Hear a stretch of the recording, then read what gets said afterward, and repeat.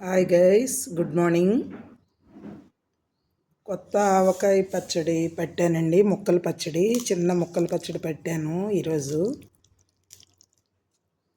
ఒక 10 కాయలు పెట్టానండి. బాగా కుదిరింది. చిన్న చిన్న ముక్కలు కోసేసి ఫుడ్ ప్రాసెసర్లో వేసేసానండి. ముక్కలు వేసేసి ఆ ముక్కలు శుభ్రంగా కొంచెం తడంతా ఆరిపోయిన తర్వాత అప్పుడు ఒక మానిక అయ్యింది. ఒక మానిక అయితే ఒక మానిక్కి ఒక గ్లాసు ఉప్పు, ఒక పెద్ద గ్లాసు ఉప్పు, ఒక పెద్ద గ్లాసు కారం వేయాలండి. తర్వాత ఆవు పిండి, మెంతిపిండి పావు గ్లాస్ వేస్తే సరిపోతుందండి. దాంట్లో ఆయిల్ సరిపడా ఆయిల్ వేసుకోవడం, వెల్లుల్లిపాయలు మనకు నచ్చినన్ని వేసుకోవడం అండి. వెల్లుల్లిపాయలు ఇలా తోలు తీసి పైన తీసేసి పీల్ తీసి వేసుకుంటే బాగుంటుందండి. ఆయిల్ మాత్రం నువ్వుల నూనె వాడానండి. ఇలా చిన్న ముక్కల పచ్చడి మా అమ్మగారు బాగా చేసేవాళ్ళండి. మా మమ్మీ అంటే ఆ ఒక మామిడికాయల సీజన్లో చాలా రకాల పచ్చళ్ళు పెట్టేవాళ్ళండి మా మమ్మీ. నేను ఎక్కువ ఆవకాయ ఒకటి పడతానండి మే నెలలో. కానీ ఇప్పుడు మా అల్లుడు గారు కావాలి అని చెప్పేసి ఆయన ఒక 10 కాయలు కొనుక్కొచ్చారనమాట హైదరాబాద్లో. 10 కాయలు 300 ఎంత తీసుకున్నారంటే అండి.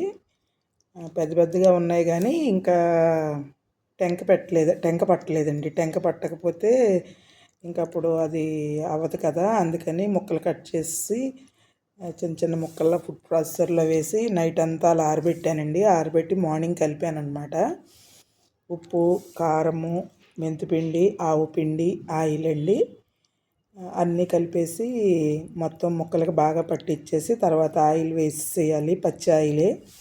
ఇలా ఉంచి మనకి ఎలాగైనా తినేయచ్చండి. లేదు కొంచెం తాలింపు పెట్టుకుంటే బాగుంటుంది అనుకుంటే కొంచెం కొంచెం తీసుకుని ఒక చిన్న గిన్నెలోకి తీసుకుని మనం తిందాం అనుకున్నప్పుడు కొంచెం తాలింపు పెట్టుకుంటే బాగుంటుందండి. కొంచెం జీలకర్ర, ఎండుమిర్చి, ఆవాలు, మెంతులు వేసుకుని కొంచెం కరివేపాకు వేసుకుని అప్పటికప్పుడు తాలింపు పెట్టుకుంటే బాగుంటుందండి. ఒకసారి తాలింపు పెట్టుకుంటే పెద్ద టేస్ట్ ఉండదండి. ఆ ఆయిల్ టేస్ట్ మారిపోతుంది. అందుకని ఆయిల్ ఇలా కలిపేసి ఉంచేసుకుని నిండుగా మనకి ఎప్పుడు కావాలంటే అప్పుడు కొంచెం పట్టుకుంటే చాలా బాగుంటుందండి. చాలా బాగుంది టేస్ట్గా. అన్నీ సరిపోయినాయండి. ఒక 3 రోజులు కొంచెం ఊరితే ఎక్కువ టేస్ట్ వస్తుందండి. ఇంకా బాగుంటుంది. 3 రోజులు మొత్తం ఊరిపోతే 3 రోజులు కదపకుండా ఉంచేస్తే చాలా టేస్ట్గా చాలా బాగుంటుందండి. అప్పుడే నాకు నోట్లో కూడా నోరు ఊరిపోతుందండి. ఇంకా మాకు ఆవకాయ అంటే మామిడికాయలతో చేసిన ఏ పచ్చడి అన్నా కూడా మాకు చిన్నప్పటి నుంచి బాగా అలవాటండి. మాకు చింతలపూడిలో బాగా తోటలు, చెట్లు అన్నీ ఉండేవి. అందుకని చాలా బాగా దొరికాయండి అన్నీ కూడా. అందుకని మాకు బాగా అలవాటు. సరే మా అల్లుడి గారికి కూడా బాగా నచ్చుతుంది ఆవకాయ పచ్చడి. నేను పట్టిన ఆవకాయ పచ్చడి చాలా బాగుంది అని అన్నారు. ఇక సర్లే ఇది కొత్తది కదా, ఇలా కొత్తగా పెడితే బాగుంటుంది అంటే తీసుకొచ్చారండి. తీసుకొస్తే ఇలా కలిపాను అనమాట. మెంతిపిండి, ఆవు పిండి మాత్రం మెంతులు, ఆవాలు 2 ఫ్రై చేసి పొడి చేశానండి.